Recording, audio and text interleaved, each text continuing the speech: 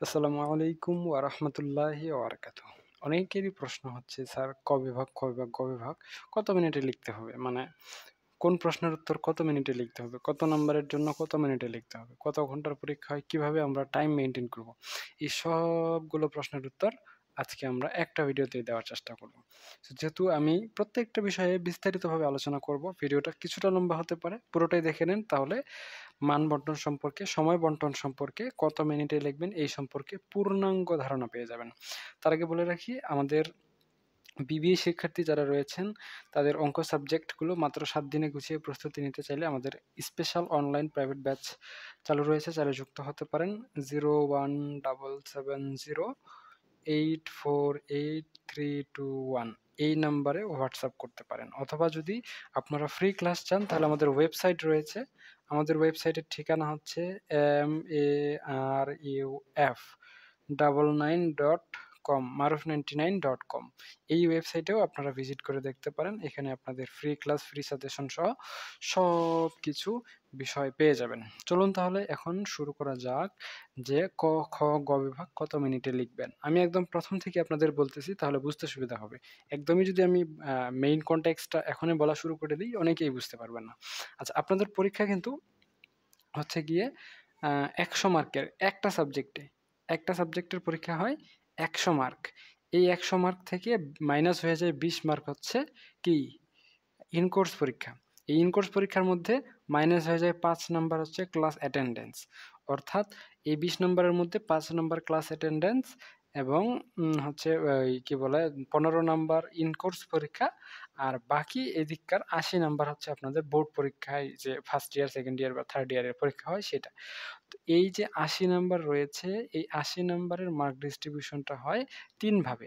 প্রথমে থাকে আপনাদের জন্য ক বিভাগ, এরপরে থাকে আপনাদের জন্য খ বিভাগ, এরপরে থাকে আপনাদের জন্য গ বিভাগ। তো ক বিভাগে আপনাদের জন্য নম্বর বরাদ্দ থাকে ১০। আমি ইংরেজিতে লিখি, সবকিছু ইংরেজিতে লেখা হয়েছে। ১০ নাম্বার। খ বিভাগের জন্য বরাদ্দ থাকে ২০ নাম্বার। গ বিভাগের জন্য বরাদ্দ থাকে কত নাম্বার? ৫০ নাম্বার। এই সবগুলো মিলে হচ্ছে আপনাদের টোটাল ৮০ নাম্বারের পরীক্ষা হয়। এখন ক বিভাগে প্রত্যেকটা প্রশ্নের উত্তর হচ্ছে ১ নাম্বার করে এবং আপনাকে টোটাল ১২টা প্রশ্ন দেওয়া হবে।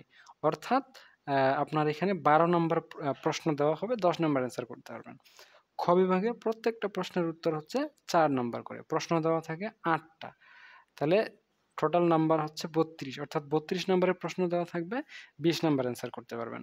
এরপর গ বিভাগেও প্রত্যেকটা প্রশ্নের মান হচ্ছে ১০। প্রশ্ন থাকবে টোটাল ৮টা, অর্থাৎ ৮×১০ ৮০ নাম্বার। অর্থাৎ আপনাকে টোটাল হচ্ছে ১২৪ নাম্বারের প্রশ্ন দেওয়া হবে। এখান থেকে আপনি ৮০ নাম্বারের উত্তর করতে পারবেন। এতটুকু পর্যন্ত আশা করা যায় আপনাদের ক্লিয়ার হয়ে গেছে। এখন ঘটনা হচ্ছে যে এই যে নম্বরগুলো রয়েছে, কোনটা কত নম্বরে লিখবেন। এখন দেখেন, আপনাদের পরীক্ষা কিন্তু হচ্ছে কি বলে ৪ ঘন্টা। তো পরীক্ষা যদি ৪ ঘন্টা হয়, তার মানে ৪ × ৬০, ৪×৬ = ২৪, ২৪০ মিনিটের পরীক্ষা। তো এইটাকে আমি আপনাদের এখন ক্যালকুলেট করে দিচ্ছি। আপনাদের টোটাল হচ্ছে ২৪০ মিনিটের পরীক্ষা। টোটাল উত্তর করতে হবে ৮০ নাম্বার। তো আপনারা যদি ভাগ দিয়ে দেন, সেক্ষেত্রে ৩ ৮ ২৪, ০০ বাদ, তাহলে ৩ মিনিট করে হচ্ছে ৩ মিনিট মার্কস পার মার্কস। মানে ১ মিনিট ১ মার্ক লেখার জন্য আপনি ৩ মিনিট সময় পাবেন। তো ৮০ নাম্বার লেখার জন্য ২৪০ মিনিট সময় পাবেন। তো এখন দেখেন তো, ক বিভাগের ১০ মার্ক, প্রতি মার্কের জন্য ৩ মিনিট সময় পাবেন, অর্থাৎ ৩×১০ ৩০ মিনিট সময় পাবেন। আমি একদম ডিটেইলসে বলতেছি। এই ভিডিওটা এই পর্যন্ত দেখে আবার শেষ করে দিয়েন না। আমি আরও ব্যাখ্যা দেব, ৩০ মিনিট না। এটা আপাতত প্রাইমারিলি আসলো। খ বিভাগ ২০ মার্ক, ৩ মিনিট করে, ৩×২০ ৬০ মিনিট। গ বিভাগ হচ্ছে আপনাদের ৫০ মার্ক, ৩ মিনিট করে, ৩×৫০ ১৫০ মার্ক। তো সেই হিসাবে ৮০ মিনিটে ৮০ মার্কে ৩ মিনিট করে ২৪০ মিনিট হয়ে যায়। এতটুকু পর্যন্ত হিসাব একটা ক্লাস 5 এর বাচ্চাও পারবে। এখন ঘটনা হচ্ছে যে সেই হিসেবে ক বিভাগের জন্য আপনার সময় বরাদ্দ কতটুকু দেওয়া উচিত? ক বিভাগের জন্য আপনারা 20 মিনিট থেকে 25 মিনিট বরাদ্দ দিবেন। যদি না পারেন সর্বোচ্চ 30 মিনিট ক বিভাগের জন্য সময় লস করবেন। এরপরেও যদি না পারেন তাহলে আর ক বিভাগ লেখার দরকার নেই। কেন বলেন তো? নাম্বার আছে মাত্র 10। এই 10 নাম্বারের জন্য আপনার এত সময় নষ্ট করার কোনোই প্রয়োজনীয়তা নেই এবং সেটা হবে বোকামি। এখন আপনি যদি ভালো স্টুডেন্ট হন বা নরমাল স্টুডেন্ট হন তাহলে ক বিভাগের এই 10 টা প্রশ্নের অ্যান্সার করতে সর্বোচ্চ 20 মিনিটে লাগবে। এর বেশি লাগবে না। আপনার সবগুলো প্রশ্নের উত্তর জানা থাকলে। আর যদি জানা না থাকে কিছু প্রশ্নের উত্তর সেক্ষেত্রে সময় বেশি লাগবে 25, তবে সর্বোচ্চ ঘড়ি দেখবেন 30 মিনিটের বেশি যেন না লাগে। আচ্ছা, খ বিভাগ হচ্ছে 60 মিনিট। আপনারা চেষ্টা করবেন 50 থেকে 55 মিনিটে কভার করতে। ঠিক আছে? কেন বলেন তো? কারণ এখানেও কিন্তু হচ্ছে আপনার প্রশ্নের অ্যান্সার করতে হবে 5 টা। সো নাম্বার কিন্তু তুলনামূলকভাবে কম। ক বিভাগের থেকে বেশি, কিন্তু গ বিভাগের চেয়ে এখানে নাম্বার কম। অর্থাৎ আপনার প্রায়োরিটি যদি থাকে যে বেশি নাম্বার তুলবেন সেক্ষেত্রে 50 মিনিটে শেষ করে দিবেন। 55 মিনিট লাগাবেন। যদি একান্তই না হয় সেক্ষেত্রে 60 মিনিট লাগাবেন। 60 মিনিটের পরে যদি লেখা বাকি থাকে তাহলে আর লেখার দরকার নেই। বুঝতে পারছেন? কারণ যদি এইখানে সময় দিতে যান, সেক্ষেত্রে আপনি মেইন মার্কস থেকে দূরে সরে যাবেন। এখন এই যে গ বিভাগের জন্য ১৫০ মিনিট। এখানে আপনি ১৩০ মিনিট টার্গেট রাখবেন। কারণ ২০ মিনিট আপনার হাতে সময় রাখতে হবে। শেষ টাইমে একটু রিভাইজ করার জন্য যে কত নাম্বার লিখেছেন, কি লিখেছেন, না লিখেছেন, নাম্বার ঠিক আছে না নাই ওইগুলো দেখতে হবে। কারণ ওইগুলো যদি না দেখেন সেক্ষেত্রে হয়তোবা ১৩ নাম্বারের প্রশ্নের উত্তর লিখছেন কিন্তু লিখে দিছেন ১৪। লিখছেন ১৩ নম্বর প্রশ্নের উত্তর আর টাইটেলে লিখছেন ১৪ নম্বর প্রশ্নের উত্তর। তো এইরকম ভুল অনেকেই করে থাকে। বা লেখে নেনই কত নম্বর প্রশ্নের উত্তর লিখছেন। তো সেক্ষেত্রে ওইগুলোর নাম্বার কিন্তু পাওয়া যায় না। তো এই নাম্বারগুলো পাওয়ার জন্য অবশ্যই কি করতে হয়? একটু রিভাইসের জন্য সময় রাখতে হয়। Specially ১৫ minute. তো আপনি ১৩০ থেকে ১৩৫ মিনিট সময় রাখবেন। এর বেশি সর্বোচ্চ ১৫০ মিনিট রাখবেন। আর আগেরগুলোতে যদি সময় বেঁচে যায় বা আগেরগুলো যদি না লিখে এই যে গ বিভাগ দিয়ে শুরু করেন, সেক্ষেত্রে এখানে সর্বোচ্চ ১৭০ মিনিট রাখতে পারেন। এর বেশি সময় আপনি গ বিভাগটা দিবেন না। গ বিভাগেই সবচেয়ে বেশি নাম্বার।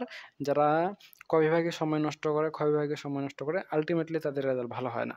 এটা আমার কাছ থেকে লিখে নেন। কারণ এখানে নাম্বার আছে ৫০। আপনি কিন্তু ৬৪ পাইলে এ প্লাস, এই ৮০ র মধ্যে। ৮০ র মধ্যে 64, ৬৪ পেলেই এ প্লাস। আর বাকি ওখানে ২০ এর মধ্যে ১৬ পাইলে এ প্লাস। ২ টা এ প্লাস যোগ করলে আপনার টোটাল এ প্লাস আসবে। তো এখন ৬৪ নাম্বার পাওয়ার জন্য আপনি মনে করেন ১০ নাম্বার ভালো করে লিখলেন। এখানকার ২০ নাম্বার ভালো করে লিখলেন, ৩০ নাম্বার। বাকি এখান থেকে কি ৩৪ নাম্বার পাবেন এত সহজে? আর এখানে কি ৩০ এর মধ্যে ৩০ পাবেন? পাবেন না। অথচ আপনি মনে করেন এখানে রয়েছে ৫০ নাম্বার। আপনি ভালো করে লিখলে ওখানেই ৪০ নাম্বার পাবেন। বাকি আর লাগে ২৪ নাম্বার এ প্লাসের জন্য। তো এখানে ২০ এর জায়গায় আ হয়তোবা আপনি ১৫ নাম্বার পেলেন, হ্যাঁ? আর এখানে ১০ এর জায়গায় ৯ নাম্বার পেলেন। তাহলে আপনার ৬৪ হয়ে গেল। আমি ধরে নিচ্ছি অ্যাপ্রক্সিমেটলি। এইখানে সময় কম দিলে তো আপনি ৪০ নাম্বার পাবেন না। এইখানে ৪০ না পাইলে এখানে ১০ এর মধ্যে ৯ পাইতে হবে। এত সহজে পাবেন? ২০ এর মধ্যে ১৫ পাইতে হবে। এত সহজে পাবেন? তো অবশ্যই পাবেন না। অর্থাৎ ভালো রেজাল্ট হবে না যদি আপনি গ বিভাগে ফোকাস না করেন।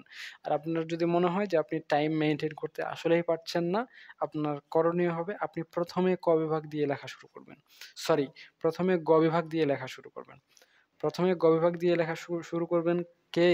যারা টাইম মেইনটেইন করতে পারে না। এখন বলতে পারেন, "স্যার কত পাতা, কত পেজ লিখবো?" আচ্ছা, হিসাবটা কিন্তু করে দিয়েছি। এখন গ বিভাগের ক্ষেত্রে মনে করেন যে ১৩ নাম্বার প্রশ্ন। এখানে ১৩ নাম্বার প্রশ্নের জন্য ১০ মার্ক দিছে। তাহলে এই ১০ মার্কটা ৩ দিয়ে গুণ করবেন। ৩ দশে ৩০ মিনিট সময় ব্যবহার করবেন। ঠিক আছে? এখন কখনো এমন হয় যে ১৩ র ক দিছে একটা প্রশ্ন আর খ দিছে একটা প্রশ্ন। কয়ে দিছে ৫ নাম্বার, খয়ে দিছে ৫ নাম্বার। তাহলে এখানে ৩ গুণ দিবেন, ৩ ৫ এ ১৫ মিনিট। আর এখানে হচ্ছে ৩ গুণ দিবেন, ৩ ৫ এ ১৫ মিনিট। এভাবে হিসাব করে নিবেন। এখন মনে করেন যে ১৪ নাম্বারটা আবার অন্য করে দিছে।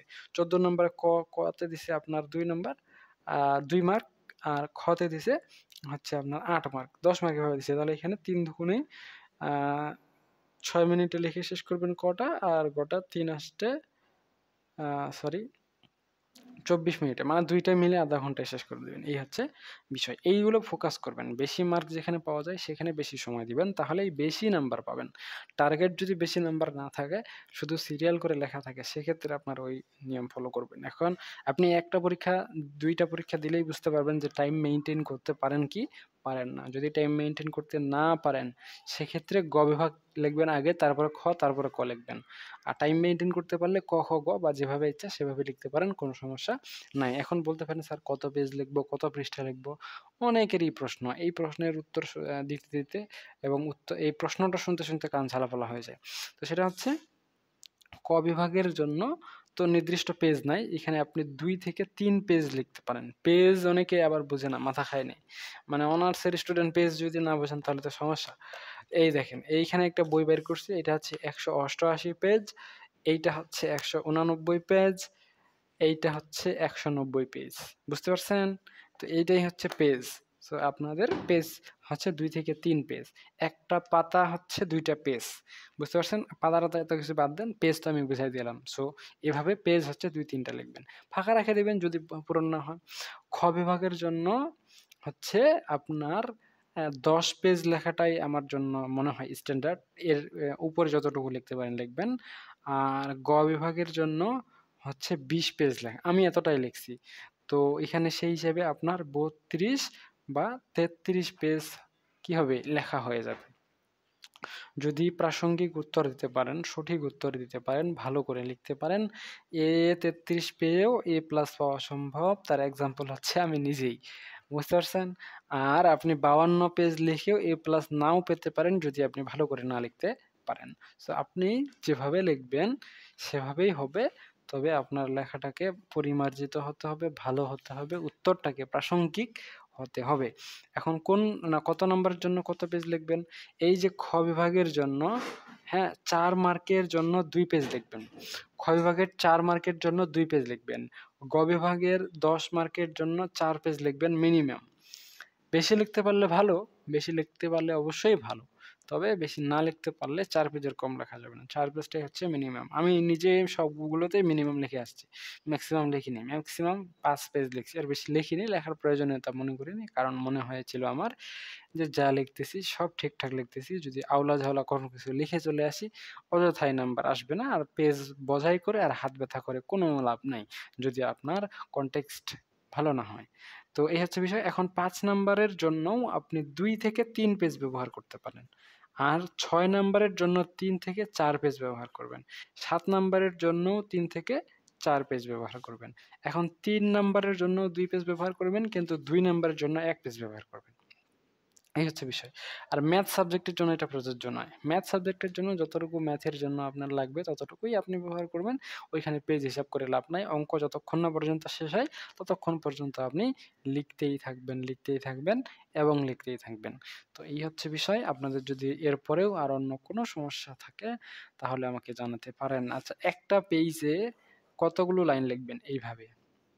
একটা পেইজে 18টা থেকে 21টা লাইন লিখবেন। 18 থেকে 21। যদি 18টার কম লাইন হয়ে যায় তাহলে মনে করবেন আপনার লেখা পাতলা হয়ে যাচ্ছে, আপনাকে আরো ঘন করতে হবে। আর যদি 21টার বেশি হয়ে যায় তাহলে আপনার লেখা আরো ঘন হচ্ছে, আপনাকে পাতলা করতে হবে। কারণ এত বেশি ঘন ঘিজিঘিজি করে লিখে কোনো লাভ নাই, নাম্বার পাবেন না। আর এত পাতলা লিখলেও নাম্বার পাবেন না, এত ঘনর বেশি লিখলেও এক্সট্রা নাম্বার পাবেন না। তো এই হচ্ছে বিষয়। অত বেশি ঘন লেখার দরকার নাই, অত বেশি পাতলাও লেখার দরকার নাই। আনুমানিক ভাবে আপনারা দেখে নেবেন। পরীক্ষার খাতার দৈর্ঘ্য হয় 12 ইঞ্চি, প্রস্থ হয় 10 ইঞ্চি। মার্জিন দেওয়ার পর 9 ইঞ্চি, মার্জিন দেওয়ার পর 11 ইঞ্চি। এটা বড় খাতার মতোই। দেখেন আমার যে খাতাটা আছে এটার দৈর্ঘ্য দেখেন। হ্যাঁ, কতটুকু। আমাদের খাতাগুলো কিন্তু ছোট। পরীক্ষার খাতাগুলো অনেক বড়। আমার খাতাটা এখান থেকে ধরছি, ধরে দেখা যাচ্ছে যে 10.5 ইঞ্চি। পরীক্ষার খাতাটা 12 ইঞ্চি। মানে আমার এই খাতাটার থেকে আর 1 ইঞ্চি বড়।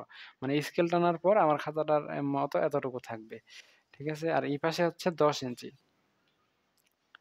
বা 9.5 ইঞ্চি, 10 ইঞ্চি হয় বেশিরভাগই। এই পাশে দেখেন আমার এটা 8.5 ইঞ্চি আছে। আর পরীক্ষার খাতা দিয়ে 10 ইঞ্চি। মানে পরীক্ষার খাতাগুলো কি বড়, বড়। এত বড়গুলো খাতা আপনি মার্জিন দেওয়ার পরও আমার পুরো খাতাটাতে যতটুকু স্পেস আছে অতটুকু স্পেস থাকবে, আর ওর থেকে বেশি থাকবে। সো আপনারা বাসায় বড় খাতায় প্র্যাকটিস করবেন অথবা মার্জিন ছাড়াই লেখার প্র্যাকটিস করবেন। বুঝতে পারছেন? আপনার ব্যবহার্য খাতাগুলোর থেকে পরীক্ষার খাতাগুলো বেশি বড়। তাই এই বিষয়টাকে খেয়াল রেখে আপনারা প্রস্তুতি নিবেন। তো ঠিক আছে। আজকে এ পর্যন্তই। সকলেই সুস্থ থাকুন, ভালো থাকুন আর আমাদের সাথেই থাকুন। দেখা হচ্ছে আপনাদের সাথে নেক্সট পর্বে। ততক্ষণ পর্যন্ত খোদা হাফেজ।